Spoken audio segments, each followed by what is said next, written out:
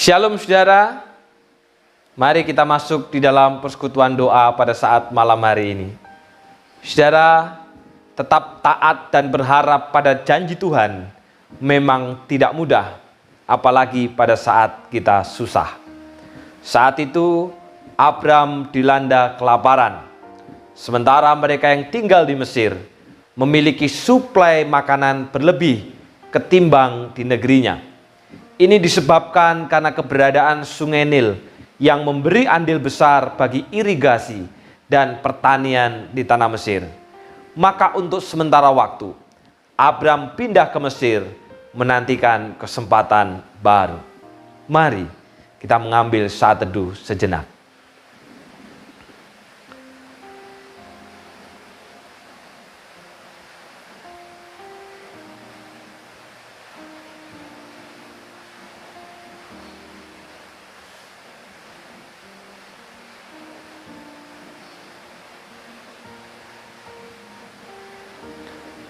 Persekutuan doa Rabu pada malam hari ini dibuka di dalam nama Allah Bapa, Putra, dan Roh Kudus. Amin.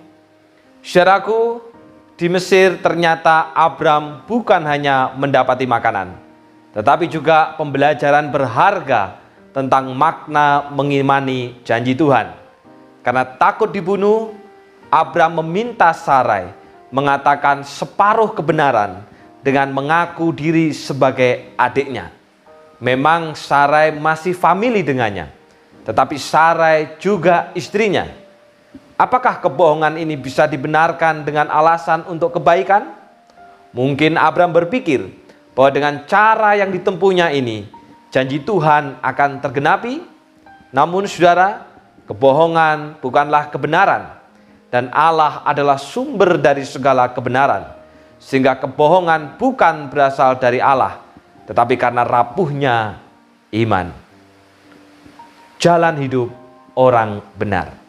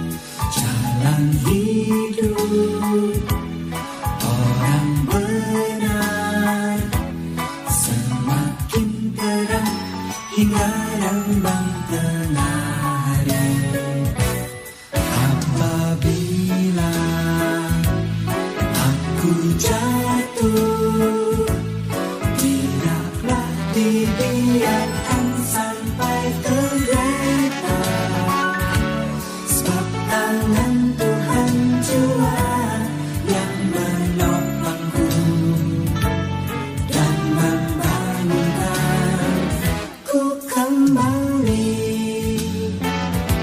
Sebab tangan Tuhan jua yang menopangku dan membangunkanku kembali.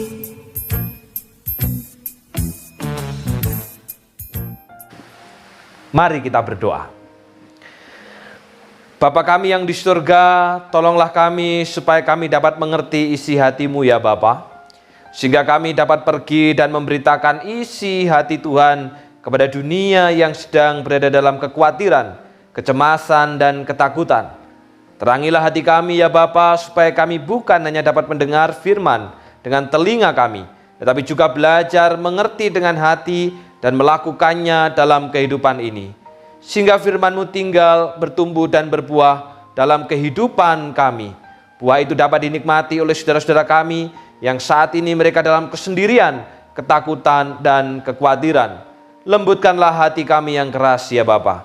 Bajaklah hati kami dengan kasih-Mu yang murni, agar kami mampu menerima firman-Mu sekalipun itu terkadang seperti pisau bermata dua, yang sebenarnya bukan untuk mencelakakan namun untuk menyembuhkan, bukan untuk menghancurkan namun memulihkan. Ya Tuhan, saat ini kami berdoa dan memohon akan kasih serta karunia-Mu untuk hadir di tengah-tengah kami. Bila mana saat ini kami hendak memulai persekutuan ini, kiranya Engkau senantiasa memberikan penyertaan dalam persekutuan kami ini, sehingga hati kami hanya tertuju kepadamu. Bawalah kami untuk mengerti dan memahami firman-Mu, dan biarkan hati kami terbuka untuk menerima dan menjalankan perintah-Mu. Kami makin dapat mengerti dan memahami isi hati-Mu, menyediakan telinga untuk mendengar kata dan hati untuk mengerti suara ilahi. Dalam nama Tuhan Yesus Kristus kami sudah berdoa. Amin. Saudaraku, fokus iman Abraham rupanya telah bergeser. Di tengah kendala yang dia hadapi, sumber selamat dan hidupnya bukan lagi pada Tuhan, tetapi pada Sarai. Keputusan Abraham untuk berbohong mengindikasikan iman yang bimbang terhadap pemeliharaan dan perlindungan Tuhan. Namun Tuhan setia. Ia mengajar Abraham untuk tidak menggeser fokus keselamatan dan kehidupannya pada Sarai. Satu-satunya yang kuandalkan.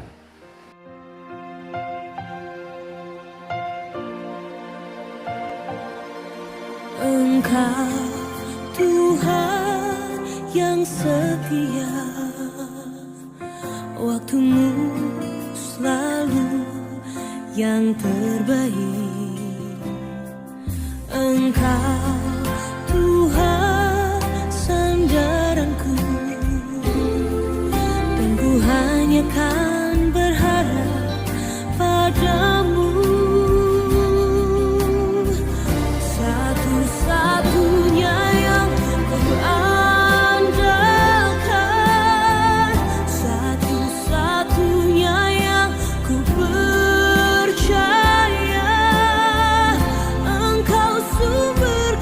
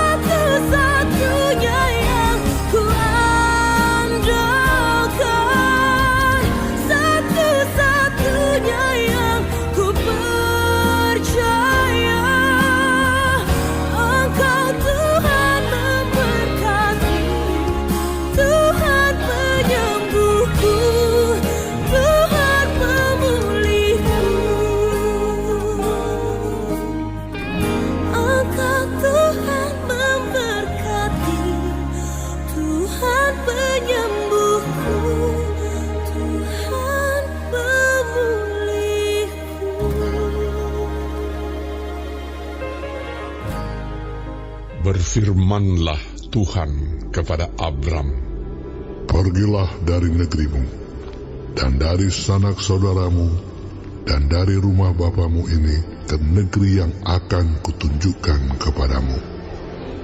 Aku akan membuat engkau menjadi bangsa yang besar, dan memberkati engkau serta membuat namamu masyhur, dan engkau akan menjadi berkat. Aku akan memberkati orang-orang yang memberkati engkau, dan mengutuk orang-orang yang mengutuk engkau. Dan olehmu, semua kaum di muka bumi akan mendapat berkat. Lalu pergilah Abram seperti yang difirmankan Tuhan kepadanya. Dan Lot pun ikut bersama-sama dengan dia. Abram berumur 75 tahun ketika ia berangkat dari Haran. Abram membawa Sarai istrinya dan Lot anak saudaranya dan segala harta benda yang didapat mereka dan orang-orang yang diperoleh mereka di Haran. Mereka berangkat ke tanah Kanaan lalu sampai di situ. Abram berjalan melalui negeri itu sampai ke suatu tempat dekat Sikem, yakni pohon tarbantin di More. Waktu itu orang Kanaan diam di negeri itu. Ketika itu Tuhan menampakkan diri kepada Abram dan berfirman, Aku akan memberikan negeri ini kepada keturunanmu. Maka didirikannya di situ mezbah bagi Tuhan yang telah menampakkan diri kepadanya. Kemudian ia pindah dari situ ke pegunungan di sebelah timur Betel. Ia memasang kemahnya dengan Betel di sebelah barat dan Ai di sebelah timur. Lalu ia mendirikan di situ mezbah bagi Tuhan dan memanggil nama Tuhan. Sesudah itu Abram berangkat dan makin jauh ia berjalan ke tanah Negeb. Ketika kelaparan timbul di negeri itu, pergilah Abram ke Mesir untuk tinggal di situ sebagai orang asing, sebab hebat kelaparan di negeri itu. Pada waktu ia akan masuk ke Mesir, berkatalah ia kepada Sarai istrinya, Memang aku tahu bahwa engkau adalah seorang perempuan yang cantik parasnya. Apabila orang Mesir melihat engkau, mereka akan berkata, itu istrinya. Jadi mereka akan membunuh aku dan membiarkan engkau hidup. Katakanlah bahwa engkau adikku, supaya aku diperlakukan mereka dengan baik karena engkau, dan aku dibiarkan hidup oleh sebab engkau. Sesudah Abram masuk ke Mesir, orang Mesir itu melihat bahwa perempuan itu sangat cantik. Dan ketika punggawa-punggawa Firaun melihat Sarai, mereka memuji-mujinya di hadapan Firaun, sehingga perempuan itu dibawa ke istananya. Firaun menyambut Abram dengan baik-baik karena ia mengingini perempuan itu.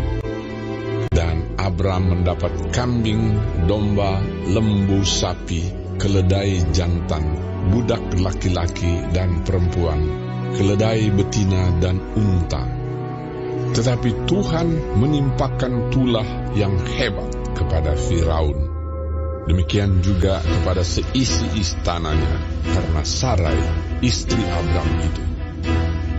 Lalu Firaun memanggil Abram serta berkata, Apakah yang kau perbuat ini terhadap aku? Mengapa tidak kau beritahukan bahwa ia istrimu? Mengapa engkau katakan dia adikku, sehingga aku mengambilnya menjadi istriku? Sekarang, inilah istrimu. Ambillah dan pergilah.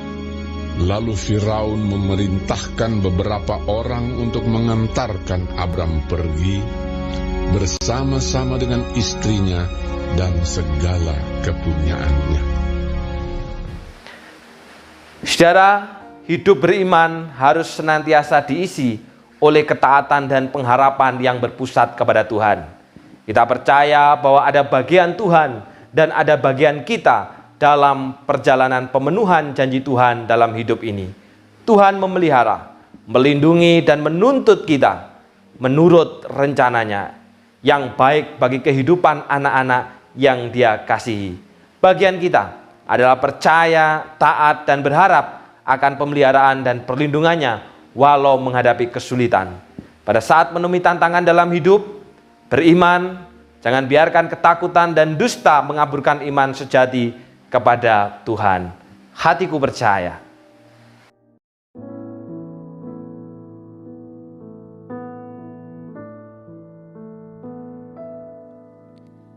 Saat ku tak melihat jalanmu, saat ku tak mengerti rencanamu, namun tetap ku pegang janjimu.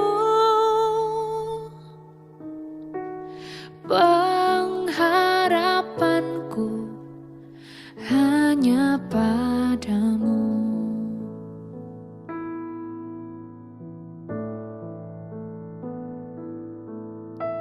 Saat ku tak melihat jalanmu, saat ku tak mengerti rencanamu, namun tetap ku pegang janjimu. Pengharapanku hanya padamu. Hatiku percaya, hatiku percaya,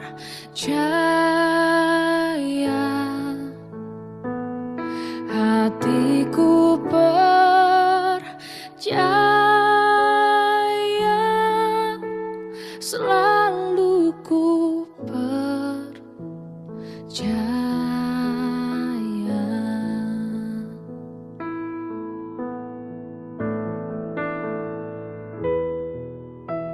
Saat ku tak melihat jalanmu, saat ku tak mengerti rencanamu, namun tetap ku pegang janjimu. Pengharapanku hanya padamu. Hatiku percaya,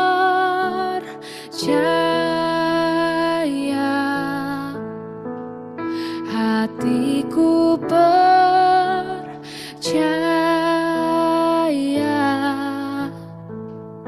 hatiku percaya,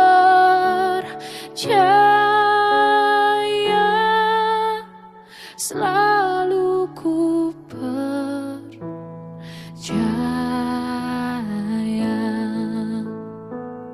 Lord, I will trust in you. Lord, I will trust in you. Lord, I will trust in you. My heart will trust in you. My heart will trust in you. My heart will trust in you. Selamat malam Bapak Ibu dan Saudara yang dikasihi Tuhan. Mari sebelum kita mendengarkan suara Tuhan berbicara bagi kita memohon pertolongan yang daripada Tuhan. Kita berdoa. Bapa yang di surga, sebentar kami akan mendengarkan suara-Mu berbicara bagi setiap kami. Tolonglah hamba-Mu yang akan menjelaskan dan menerangkan suara Tuhan di dalam segala keterbatasan dan kelemahan. Kiranya wibawa surga yang menyertai hamba-Mu sehingga hanya perkataan Tuhan sendiri yang diajarkan bagi kami. Sementara kami yang akan mendengar, Tuhan tolong di dalam segala kesulitan karena online. Biarlah kami tetap mampu untuk mendengar, kami mampu untuk memperhatikan, kami mampu untuk mengerti dan juga melakukan dalam hidup kami. Biarlah kiranya Roh Kudus Tuhan yang akan menyertai pemberitaan firman pada saat malam hari ini. Berbicaralah ya Bapa, sebab kami siap untuk mendengar. Dalam nama Tuhan Yesus kami sudah berdoa. Amin. Nah, saudara, tema renungan kita pada saat malam hari ini itu menarik, saudara, yaitu bohong putih. Apakah dibenarkan? Nah, saudara, apa itu bohong putih? Mari sebelumnya saya mengajak kita untuk menyanyikan lagu sekolah minggu.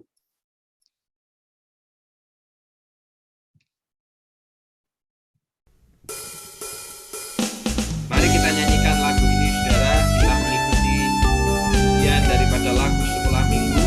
Aku senang jadi anak Tuhan. Anak Tuhan tidak boleh bohong. Aku senang jadi anak Tuhan, aku senang jadi anak Tuhan, aku senang jadi anak Tuhan. Anak Tuhan tak boleh bohong. Bohong, bohong, bohong itu dosa. Bohong, bohong, bohong itu dosa. Bohong, bohong, bohong itu dosa. Anak Tuhan tak boleh bohong. Aku senang jadi anak Tuhan, aku senang jadi anak Tuhan, aku senang jadi anak Tuhan. Anak Tuhan tak boleh bohong. Bohong, bohong, bohong itu dosa. Bohong, bohong, bohong itu dosa. Bohong, bohong, bohong itu dosa. Anak Tuhan tak boleh bohong. Bohong, bohong, bohong itu dosa. Bohong, bohong, bohong itu dosa. Bohong, bohong, bohong itu dosa. Anak Tuhan tak boleh bohong.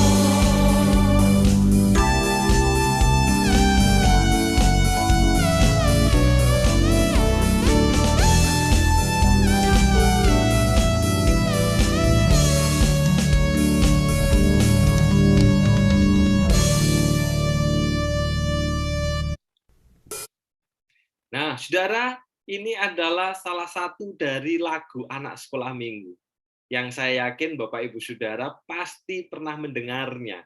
Kalaupun belum pernah, malam hari ini kita juga sudah mendengarnya, yaitu aku senang jadi anak Tuhan. Anak Tuhan itu tidak boleh bohong. Kenapa tidak boleh bohong? Karena bohong itu dosa. Nah, saudara, ajaran dari lagu ini sangat jelas, sangat lugas, dan sangat tegas. Apa itu? Anak Tuhan tak boleh bohong. Karena apa? Karena bohong itu dosa. Kalau kita senang jadi anak Tuhan, maka anak Tuhan itu tidak akan berbohong. Karena bohong itu dosa. Saudara, ajarannya jelas, ajarannya tegas, ajarannya lugas. Bahkan ketika di rumah kita juga menekankan, saudara, supaya anak kita itu nggak bohong. Karena anak Tuhan nggak boleh bohong, dan bohong itu adalah dosa. Tetapi pertanyaannya, saudara, kenapa ketika kita dewasa, ketika kita jadi orang tua, bahkan ketika kita jadi lansia, saudara, tanpa sengaja justru kita membuat pengecualian-pengecualian. Ada bohong yang dosa, ada bohong yang tidak dosa, ada bohong yang salah, tapi ada bohong yang bisa dimaklumi oleh Tuhan. Kenapa kita buat pengecualian-pengecualian itu, saudara? Bahkan tanpa sadar, kita pun juga sering berbohong kepada anak kita. Kita ngajarin mereka tidak boleh berbohong karena bohong itu dosa, tapi kita pun juga justru melakukan kebohongan kepada mereka. Bohong ini yang biasanya disebut sebagai bohong putih, lawan dari bohong hitam. Kalau bohong hitam itu berdosa, kalau bohong hitam itu melawan Allah, maka bohong putih ini tidak berdosa. Bohong putih ini dibenarkan. Maka pertanyaannya, apakah demikian, saudara? Apakah memang bohong putih ini dibenarkan? Apakah memang kalau kita berbuat bohong putih, berarti itu tidak melawan perintah Tuhan? Nah, saudara, apa sih bohong putih itu? Bohong putih itu yang pertama, saudara, bohong untuk kesopanan. Saya mengambil contoh, ketika kita berkunjung ke rumah seseorang, lalu kemudian saudara tuan rumah ini menawari kita untuk makan bersama.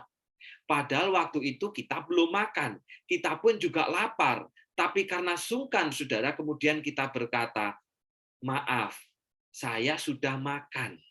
Padahal sebenarnya belum. Sebenarnya kita juga lapar.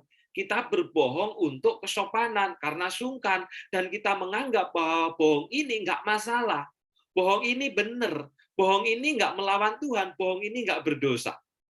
Atau juga yang kedua, saudara. Ketika kita menerima makanan dari seseorang. Lalu kemudian orang tersebut bertanya kepada kita, gimana makanannya? Enak nggak? Hauce nggak? Nah, saudara, padahal ketika kita makan, kita merasakan tidak enak. Kita nggak suka. Tapi kemudian karena ditanya, supaya orang itu nggak tersinggung, saudara, maka kemudian kita menjawab, waduh, makanannya hauce secingping. Enak gila, enak banget. Padahal kenyataannya tidak. Padahal kita sendiri tidak mau makan. Tapi kemudian kita ngomong yang enak banget. Karena apa? Demi kesopanan. Nah, saudara, kita menganggap bahwa bohong seperti ini itu benar. Bohong seperti ini nggak berdosa. Bohong seperti ini dibenarkan, saudara. Apakah benar demikian? Lalu, saudara, bohong putih yang selanjutnya adalah bohong untuk kebaikan. Terutama ketika kita mendapati seseorang yang sedang sakit, saudara. Sakitnya itu sebenarnya cukup parah. Tapi kemudian ketika dia bertanya kepada kita, maka kita berkata apa? Oh, nggak apa-apa, cuma sakit biasa saja kok, nggak masalah, cuma sakit ringan. Tujuannya, saudara, supaya orang tersebut tidak depresi, supaya orang tersebut tidak patah semangat, supaya orang tersebut bisa tetap memiliki semangat untuk sehat. Sehingga, saudara, kita melakukan kebohongan itu, dan kita menganggap bahwa kebohongan itu untuk kebaikan. Pertanyaannya, saudara, apakah benar memang kebaikan itu dibangun dari kebohongan? Apakah benar memang semangat itu dibangun dari sebuah kebohongan? Sehingga kita harus berbohong supaya seseorang itu semangat, supaya seseorang itu bergairah, supaya seseorang itu tidak patah semangat. Apakah dengan caranya kebohongan, saudara? Nah, tapi saudara, kita menganggap bahwa kebohongan ini lumrah. Kebohongan ini biasa. Kebohongan ini wajar. Termasuk juga, saudara, ketika kita sudah janji dengan seseorang, tapi ternyata kita lupa bahwa pada jam yang sama kita punya janjian dengan orang lain. Nah, supaya orang tersebut tidak tersinggung, saudara, supaya orang tersebut tidak sakit hati, kemudian kita berbohong.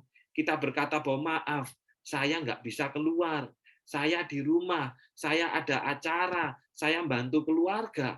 Padahal ternyata kita keluar rumah bersama dengan orang lain.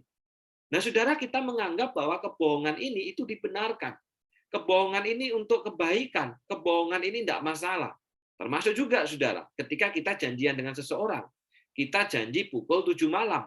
Tapi sampai pukul 8 malam, orang tersebut tidak datang. Lalu kemudian orang itu datang, saudara. Lalu ketika datang, dia berkata, maaf, sorry, sudah nunggu lama ya. Lalu, saudara, kita berkata apa? Nggak apa-apa kok kita nunggu lama. Padahal hati kita jengkel. Padahal hati kita emosi, padahal di situ kita ngomel, saudara. Bahkan berkata kepada orang lain, orang ini nggak nepati janji, orang ini pelin-pelan. Tapi untuk kebaikan dan untuk kesopanan, saudara, kita berbohong. Dan kita menganggap hal ini biasa, hal ini wajar, hal ini lumrah. Apakah memang benar? Kebaikan itu bisa dibangun dari kebohongan. Nah, saudara, yang ketiga juga, saudara, bohong putih itu apa? Bohong untuk keuntungan. Ada orang yang berkata begini, aduh, saya jual harga segini itu, sebenarnya saya rugi. Padahal, saudara, ketika dia jual dengan harga tertentu, dia sudah untung. Tapi ngomongnya masih rugi. dia bohong supaya dapat keuntungan. Ataupun juga saudara berkata, oh kalau tokoku itu paling murah dibandingkan dengan toko yang lain se-Kabupaten Banyuwangi. Padahal kenyataannya enggak juga. Ataupun juga saudara berkata, oh kalau barangku itu kualitasnya nomor 1, paling terbaik, paling ciamik, enggak ada duanya. Padahal enggak juga. Ada barang kita yang kualitasnya ternyata nomor 2. Saudara, kebohongan-kebohongan itu dilakukan untuk memperoleh keuntungan. Dan kita menganggap kebohongan itu wajar. Kebohongan itu tidak berdosa. Kebohongan itu bisa dimaklumi oleh Tuhan. Maka pertanyaannya, saudara, apakah memang bohong yang seperti ini itu Tuhan maklumi? Apakah memang bohong yang untuk kesopanan, untuk kebaikan, untuk keuntungan, itu Tuhan benarkan? Bukankah lagu sekolah minggu tadi ngajarkan kepada kita, aku senang jadi anak Tuhan. Anak Tuhan itu tidak boleh bohong. Dan bohong itu dosa.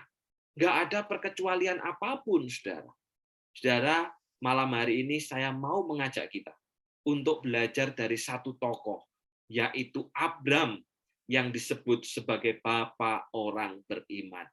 Saudaraku, Abram ini dipanggil Tuhan pada saat usia 75 tahun. Dan Sarah itu berusia 65 tahun. Dipanggil dari mana, saudara? Dipanggil dari tanah Ur-Kasdim menuju ke tanah Kanaan. Saudara, ketika dipanggil, Abram itu bukan orang kere loh, saudara. Abram itu orang yang makmur, Abram itu orang yang nyaman. Dia sudah punya banyak ternak, dia punya banyak budak, dia punya banyak tanah, dia punya segalanya. Yang tidak dia punya hanya satu. Apa itu? Yaitu anak, yaitu keturunan, saudara. Padahal, saudara, nama Abram itu sendiri artinya banyak anak. Tapi dalam faktanya, satu pun dia tidak memiliki anak. Jadi, saudara, betapa pada waktu itu Pak Abram ini terbeban banget, saudara ya. Karena ketika orang ketemu Pak Abram, bro, berapa anaknya? Wah, namanya ini kan banyak anak. Padahal ternyata satu pun nggak ada. Saudara yang dikasih Tuhan, ketika dipanggil kondisinya sudah nyaman. Dia dipanggil Tuhan menuju ke satu tempat yang disebut Kanaan. Abram sendiri nggak tahu tempat itu kayak apa. Abram sendiri nggak tahu tempat itu modelnya gimana, saudara. Tapi ini orang beriman. Orang beriman itu mempercayakan dirinya penuh kepada Tuhan. Sekalipun dia nggak tahu di depan itu kayak apa, jalannya kayak apa, masa depannya kayak apa, dia tetap mempercayakan diri. Bahkan Abram ini rela meninggalkan segala kenyamanan. Hartanya, ternaknya, tanahnya, budaknya, kondisi yang nyaman atau yang zona nyaman itu, dia berani tinggalkan. Demi untuk mengikuti panggilan Tuhan. Ini orang yang beriman, saudara. Tapi, saudara, orang yang beriman bukan berarti tidak ada persoalan. Justru persoalan itu datang untuk menguji kualitas imannya, saudara. Dan persoalan yang pertama itu adalah ketika Abram ini baru sampai di tanah Kanaan, tanah yang Tuhan janjikan, saudara, ternyata apa? Terjadi kelaparan. Loh, saudara, kalau saudara jadi Abram, kira-kira ngomong apa sama Tuhan? Tuhan sebelumnya sudah berkata, Abram, pergilah dari tempatmu, dari keluargamu, dari sanak saudaramu. Aku akan membuat engkau menjadi bangsa yang besar. Aku akan memberkati, aku akan ngasih tanah. Keturunanmu akan seperti bintang di langit dan pasir di laut. Orang yang memberkati engkau akan menerima berkat, orang yang mengutuk akan terima kutuk, saudara. Tapi ternyata baru sampai di tanah yang Tuhan janjikan, kelaparan. Kira-kira saudara ngomong apa sama Tuhan? Saudara bisa jadi kita ngomel sama Tuhan. Tuhan, apa sih maunya ini? Aku di Ur-Kasdim kan sudah enak. Di Ur-Kasdim sudah nyaman. Di sana sudah punya banyak ternak, banyak harta, banyak budak, banyak tanah. Tuhan panggil ke tanah Kanaan hanya untuk saya mengalami kelaparan. Lalu di mana janjimu, Tuhan? Saudara, bisa jadi kita akan berkata begitu. Bisa jadi kita akan ngomel begitu, saudara. Tetapi ternyata kita tidak mendapati perkataan itu keluar dari mulut Abraham. Jadi saudara, mari kita belajar.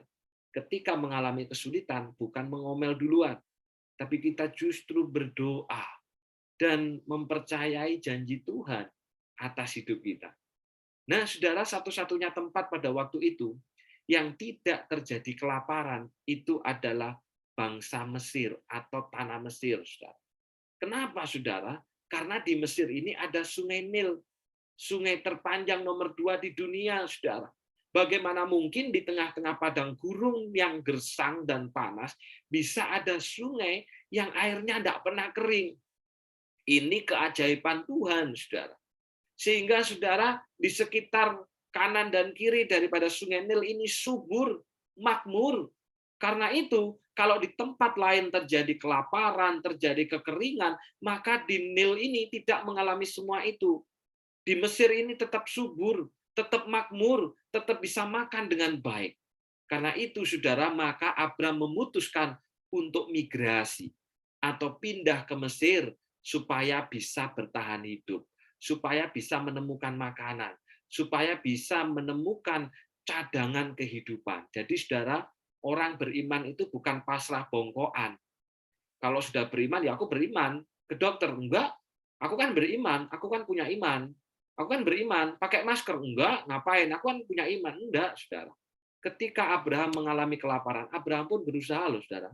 Dia tidak hanya tinggal diam di satu tempat, menantikan Tuhan mengirimkan mujizatnya. Enggak. Abraham dia pergi ke Mesir. Dia tetap berjuang, dia tetap berusaha untuk memperoleh makanan dan kehidupan. Itu orang beriman. Imannya bukan iman yang buta. Imannya bukan iman yang salah, saudara, tapi iman yang benar. Iman itu juga diikuti dengan usaha kita, yang tentunya itu sesuai dengan kemauan Tuhan. Nah, saudara yang dikasih Tuhan, persoalannya muncul pada saat Abram ini mau migrasi ke Mesir. Apa persoalannya, saudara? Persoalannya adalah bahwa dikatakan oleh Alkitab, Sarah itu seorang perempuan yang cantik parasnya. Waduh, saudara. Ini usia 65 tahun, saudara. Usia 65 tahun aja dikatakan apa? Cantik parasnya. Bisa bayangin nggak, saudara? Waktu masih usia 25 tahun. Kira-kira cantiknya kayak apa, saudara ya? Kalau 65 tahun aja dikatakan sangat cantik, berarti usia 25 tahun pastinya juga lebih cantik, saudara ya. Saudara, ini persoalan. Kenapa persoalan, saudara? Karena zaman itu adalah zaman nomaden atau zaman berpindah-pindah atau juga hukum rimba yang berlaku. Artinya siapa yang kuat dia yang menang, saudara. Karena ini masih permulaan hidup manusia. Kitab Kejadian itu kan begitu. Jadi, saudara, ada kemungkinan bahwa orang akan mengambil Sarai dari Abraham dan juga membunuh Abram. Dan ini yang menjadi ketakutan Abram, saudara. Kalau Sarai ini dianggap sebagai istrinya, maka ada kemungkinan Abram akan dibunuh. Karena Sarai akan direbut oleh orang lain karena kecantikannya itu. Nah, saudaraku yang dikasih Tuhan, di titik ini sebenarnya iman Abraham sedang diperhadapkan pada satu persoalan. Tetap mau percaya kepada Allah, memakai cara Allah, yaitu berkata yang benar, atau pakai caranya manusia, mengandalkan manusia, yaitu dengan mengatakan ketidakbenaran. Dan ternyata, saudara, pada titik ini, iman Abraham jatuh. Kenapa? Nah, dalam ayat selanjutnya dikatakan, katakanlah bahwa engkau adikku, supaya aku diperlakukan mereka dengan baik. Jadi, saudara, Abraham ternyata memilih untuk berkata bohong, berkata yang tidak benar, yaitu apa? Meminta Sarai untuk mengaku sebagai adiknya. Tujuannya apa? Untuk mendapatkan kebaikan. Jadi berbohong supaya memperoleh kebaikan. Bohong demi kebaikan. Apa itu kebaikannya? Diperlakukan dengan baik oleh orang Mesir, bahkan mendapatkan makanan, termasuk juga diberi hidup oleh orang Mesir. Harapannya dengan bohong ini memperoleh kehidupan yang baik. Harapannya dengan bohong ini dapat memperoleh kebaikan. Nah, saudara, ada orang yang berkata bahwa sebenarnya Abram nggak bohong kok. Kenapa? Karena Sarah itu kan memang benar adiknya. Memang, saudara, di dalam Kejadian 20, ayatnya yang ke-12, saudara, di sana firman Tuhan katakan tentang Sarai, ini kasus serupa yang terjadi, yang terulang 2 kali, saudara. Lagi pula, dia itu memang adik saya. Jadi saudara, Sarah itu memang benar adiknya Abraham atau adiknya Abram. Tetapi saudara, kami satu ayah, tetapi berlainan ibu. Dan kemudian kami kawin. Jadi rupanya Abram dan Sarah ini satu ayah. Tapi beda ibu atau boleh dikatakan saudara tiri. Jadi kalaupun dikatakan adiknya, ya benar juga saudara. Nggak salah, tapi persoalannya jangan lupa, mereka kan sudah suami istri. Jadi ceritanya kan nggak komplit. Ceritanya kan nggak seutuhnya benar. Harusnya dikatakan apa? Adik saya sekaligus juga apa? Istri saya. Dan sekali lagi tujuan kebohongan itu adalah untuk memperoleh kebaikan. Bohong demi kebaikan. Nah, saudara, jadi kita berkata begini, loh kok pada waktu itu bisa kawin dengan saudaranya? Ini zaman itu, zaman permulaan. Tetapi kemudian pada masa Musa, saudara, sudah keluar aturan bahwa seseorang tidak boleh mengambil saudaranya sendiri menjadi istrinya. Ini zaman jauh, masih jauh sebelum zamannya Musa. Ini hampir kurang lebih sekitar 700 tahun, saudara, sebelum zamannya Musa. Nah, saudaraku yang dikasihi Tuhan, maka pertanyaannya, apakah Tuhan membenarkan kebohongan ini? Apakah Tuhan membenarkan kebohongan Abram yang kemudian disebut sebagai bapa orang beriman? Apakah Abram memaklumi kebohongan Abram dengan mengaku bahwa Sarah itu adalah adiknya dengan tujuan supaya mendapatkan perlakuan yang baik? Apakah Tuhan memaklumi, saudara? Ternyata tidak. Nah, jadi saudara, yang namanya bohong itu tetap bohong. Tidak ada perkecualian apapun juga. Tidak ada bohong untuk kebaikan, tidak ada bohong untuk kesopanan, tidak ada bohong untuk keuntungan, tidak ada, saudara. Semua bohong itu adalah bohong dan bohong itu adalah dosa. Jadi nggak ada bohong putih. Termasuk saya ulangi, tidak ada bohong untuk kebaikan. Karena tidak pernah diajarkan bahwa kebaikan itu dibangun dari kebohongan. Tidak ada, saudara. Allah itu sumber kebenaran. Maka kebaikan yang sejati sumbernya adalah kebenaran. Dan asalnya itu adalah kebenaran. Maka apa yang Allah lakukan, saudara? Yang Allah lakukan adalah menimpakan tulah yang hebat kepada Firaun, Raja Mesir. Nah, saudara, karena waktu itu Sarah ini diambil oleh Firaun, hampir menjadi istrinya, saya katakan hampir, saudara, maka kemudian Tuhan menimpakan tulah yang hebat kepada Firaun. Loh, yang bohong kan Abraham, yang berbuat dosa kan Abram.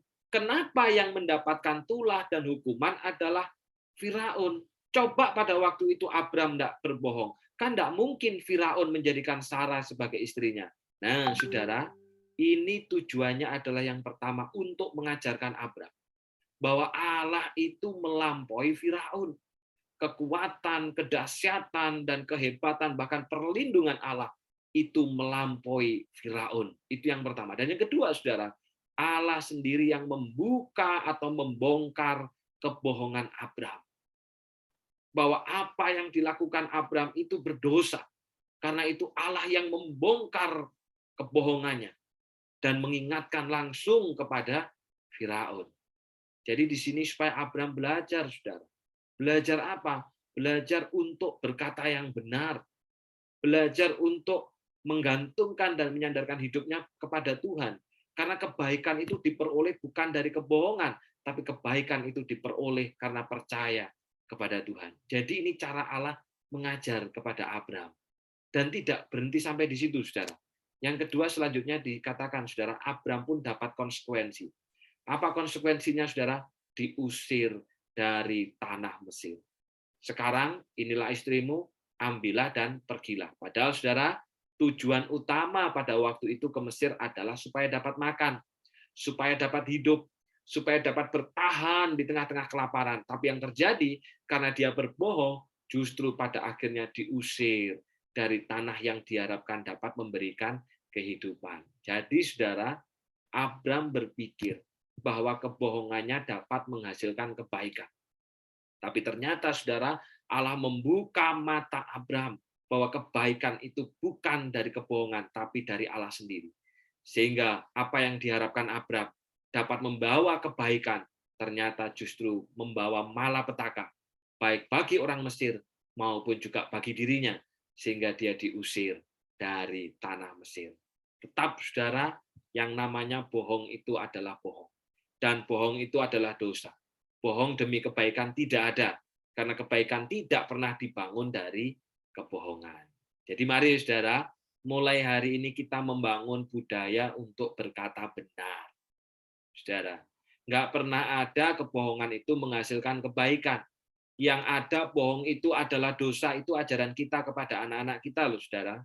Bohong, bohong, bohong itu dosa, bohong, bohong itu dosa, bohong, bohong, bohong itu dosa, anak Tuhan tak boleh bohong loh, itu ajaran kita. Jangan kita justru malah membuat pemakluman sendiri yang sebenarnya itu bukan berasal dari ilahi, tapi berasal dari diri sendiri, saudara. Lalu kemudian bagaimana, saudara, ketika kita, ketika contoh misalkan kita memang lapar, kita memang belum makan, lalu kemudian kita ditawari makan, tapi kita sungkan, maka kita bisa berkata, saudara, maaf, saya belum makan, tapi saya mau makan di rumah. Karena di rumah sudah disediakan makanan. Loh, saudara, kita kan bisa berkata begitu. Artinya nggak perlu kita berbohong. Supaya apa? Supaya dapat menjaga perasaan dari orang itu.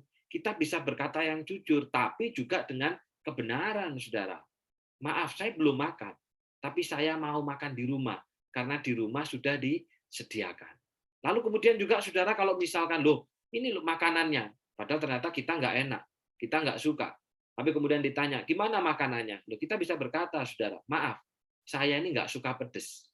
Jadi bagi saya makanan ini terlalu pedas. Begitu. Atau juga, saudara, saya nggak suka asin. Sehingga ketika saya makan terlalu asin. Nah, atau juga, saudara, kita bisa berkata seperti saya nggak suka kepiting. Sehingga kalau ditanya kepitingnya gimana? Ya saya nggak tahu gimana rasanya. Nah, saudara, kita bisa berkata seperti itu. Artinya, tidak pernah ada kebohongan, kesopanan, tidak pernah ada kebaikan, kesopanan itu dibangun dari kebohongan. Termasuk, saudara, kalau kita sudah menunggu seseorang lama, lalu kemudian datang, maaf. Nah, kita bisa berkata, iya, saya nunggu aja sampai 1 jam loh. Kayak gitu. Nah, kita kan bisa berkata seperti itu, saudara. Nggak perlu kita berkata apa, nggak apa-apa. Padahal ternyata hati ini jengkel, hati ini dongkol. Atau juga, saudara, ketika kita menghadapi seseorang yang sakit parah, lalu berkata, saudara, gimana, saya sakit apa? Kita bisa berkata, saudara, siapapun bisa sakit. Siapapun itu. Tapi bukankah kita punya Allah? Allah yang berkuasa, Allah yang menciptakan kita, yang tentunya sanggup juga memulihkan kita. Terus ya, semangat ya, kita punya Allah. Loh, kita kan bisa berkata begitu, saudara. Tanpa harus kita berkata, oh nggak apa-apa kok, sakit ringan kok, sakit biasa kok. Yang sebenarnya justru kita malah membangun kebohongan. Dan tidak pernah kebohongan itu menghasilkan kebaikan, walaupun seolah-olah nampaknya membuat semangat. Justru, saudara, semangat yang sejati itu dari firman. Katakan firman, kita punya Allah. Allah itu bisa menolong kita karena menciptakan kita. Ayo, terus semangat. Seperti Tuhan katakan, hati yang gembira itu adalah obat. Tetapi hati yang murung atau semangat yang patah itu mengeringkan tulang. Karena itu ayo terus semangat. Loh, saudara, kita bisa ngasih itu tanpa harus kita berbohong. Kenapa kita harus membangun kebohongan untuk memperoleh kebaikan yang sebenarnya, sekali lagi, tidak pernah kebaikan itu dibangun dari kebohongan, saudara. Nah, atau juga, saudara, ketika kita janjian, ternyata kita punya acara, kita tinggal berkata aja, saudara, maaf, benar-benar saya yang salah. Ternyata pada jam yang sama, saya sudah punya janjian dengan orang lain. Maaf ya, nanti kita janjian lagi. Loh, kan kita bisa begitu, saudara. Tanpa harus kita seolah-olah, oh aku di rumah, aku nggak kemana-mana. Padahal ternyata kita kemana-mana. Atau, saudara, kita bilangnya, iya aku ketiduran. Padahal ternyata kita kemana-mana. Nah, saudara, nggak perlu kita membangun kebohongan-kebohongan itu. Kita kembali untuk bisa berkata yang benar. Karena bohong itu adalah dosa. Termasuk juga, saudara, ketika di dalam perdagangan. Kita bisa berkata, kalau harganya segini, ya saya untungnya hanya dikit loh. Saya hanya dapat untung dikit. Nggak perlu kita berkata apa, waduh saya ini sebenarnya rugi, padahal sudah untung. Itu kan sudah bohong. Kita bisa berkata harga segini, saya dapat untung sedikit. Kalau turun lagi, ya maaf, saya nggak dapat untung. Loh, kita bisa begitu, saudara. Atau juga kita bisa berkata, kalau ini kualitas nomor 1, ini kualitas nomor 2, ini kualitas nomor 3, silakan dipilih mau yang mana. Nggak usah kita berkata, oh ini yang terbaik, ini yang ciamik. Padahal ternyata kualitasnya nomor 2. Nah, saudara, artinya banyak hal sebenarnya kita tidak harus berbohong. Kita bisa berkata kebenaran, tapi sekali lagi kita sudah biasa, kita sudah terpola, dan malam hari ini, mari kita putus kebiasaan berbohong yang kita anggap itu adalah bohong putih, bohong untuk kesopanan, bohong untuk kebaikan, bohong untuk keuntungan. Mari kita belajar berkata benar, seperti lagu yang kita ajarkan pada anak-anak kita. Anak Tuhan tidak boleh bohong. Bohong itu dosa. Sudah, titik. Tidak usah diembel-embeli. Bohong untuk kebaikan tidak dosa. Itu ajaran kita, saudara. Ajaran lagu ini sudah jelas dan tegas. Bohong itu dosa. Anak Tuhan tidak boleh bohong. Siapapun. Baik itu anak-anak, dewasa, orang tua maupun lansia. Bukan berarti ajaran ini hanya untuk anak sekolah minggu. Kalau sudah pemuda, apalagi guru sekolah minggu, apalagi orang tua, apalagi juga lansia, apalagi hamba Tuhan, berarti boleh berbohong. Berarti ada yang salah dalam iman kita, saudara. Saudara, mari mulai hari ini kita belajar untuk berkata benar. Apapun bentuk kebohongan, itu adalah dosa. Karena Allah itu sumber kebenaran. Dan kebenaran maupun kebaikan tidak pernah dihasilkan dari kebohongan. Ingat, saudara, segala dusta, bapaknya adalah iblis. Tidak pernah ada itu dari kebenaran. Mari kita berkata benar, kita hidup benar, dan kita berbuat benar. Mulai hari ini, kita potong kebiasaan berbohong yang kita anggap baik, berbohong yang kita anggap benar. Tuhan memberkati, kita berdoa. Bapa yang di surga, terima kasih untuk firman-Mu pada saat malam hari ini, supaya kami makin menjadi umat yang kudus, dan itu juga dengan kata-kata. Ampuni kami ya Bapa, jika selama ini kami menganggap bahwa kebohongan itu ada yang bisa dimaklumi. Ada kebohongan-kebohongan yang disebut sebagai kebohongan yang putih. Kebohongan untuk kesopanan, kebohongan untuk kebaikan, kebohongan untuk keuntungan. Dan kami menganggap bahwa kebohongan itu wajar. Kebohongan itu maklum, kebohongan itu Tuhan akan ampuni. Tapi hari ini kami diajar, Bapak, diingatkan kembali bahwa semua kebohongan itu adalah dosa. Tidak ada kebohongan untuk kebaikan, karena tidak pernah kebaikan dibangun dari kebohongan. Allah adalah sumber kebenaran, dan di dalam Allah hanya ada kebenaran. Karena itu Bapak, tolonglah kami, supaya kami belajar untuk berkata benar, untuk hidup benar, untuk berbuat benar. Mulai hari ini kami memotong kebiasaan berbohong yang paling sederhana kepada anak-anak kami, kepada teman-teman kami, kepada saudara-saudara kami, dan kami untuk belajar berkata benar. Ampuni kami Bapa, jika sebelumnya kami lebih banyak berbohong, tapi mulai hari ini kami mau belajar untuk berkata benar. Mampukan seluruh umat-Mu, mampukan seluruh jemaat-Mu untuk makin hidup dalam kekudusan. Dalam nama Tuhan Yesus kami sudah berdoa. Amin. Nah, saudara, mari kita akan berdoa. Pada saat malam hari ini, saya mengajak kita berdoa untuk dua saudara kita. Yang pertama, kita berdoa untuk Ibu Sriani, yang sedang diobservasi oleh dokter, baik itu melalui CT scan, ataupun juga cek laboratorium, bahkan juga untuk rencana MRI juga. Mari kita doakan, supaya Tuhan yang memberikan kekuatan di dalam batin, Tuhan memberikan kekuatan di dalam iman, supaya semua proses itu dilewati dengan sukacita, dengan penuh harapan, dan pada akhirnya Tuhan pulihkan. Kita juga doakan untuk Ican dan Hilda. Keluarga muda ini belajar untuk berbakti secara nyata kepada orang tuanya. Biarlah kiranya Tuhan Kau juga berikan kekuatan kepada keduanya, supaya keduanya kompak, keduanya sehati, dan keduanya juga terus belajar untuk berbakti kepada orang tua. Mari dengan membuka suara kita berdoa bersama-sama. Bapa yang di sorga, pada malam hari ini secara khusus hamba-Mu berdoa untuk Ibu Sriani yang sedang dalam keadaan sakit dan sedang dalam masa observasi dari kedokteran ya Tuhan. Baik itu melalui cek lab, baik itu mau rencana CT scan, maupun juga MRI, kiranya Tuhan tolong. Semuanya itu adalah bagian untuk mengetahui penyakit yang terjadi atau yang dialami, dan kiranya juga Tuhan tolong memberikan kekuatan iman kepada Ibu Sriani, supaya melewati segala proses itu dengan berpengharapan, dengan takut Tuhan, dengan hati yang gembira, karena menaruh percaya dan hidupnya hanya kepada Tuhan saja. Demikian juga hamba-Mu berdoa dalam segala kesusahan dan kesakitan, biarlah kiranya hanya nama Tuhan yang disebut dan nama Tuhan yang dimintai pertolongan.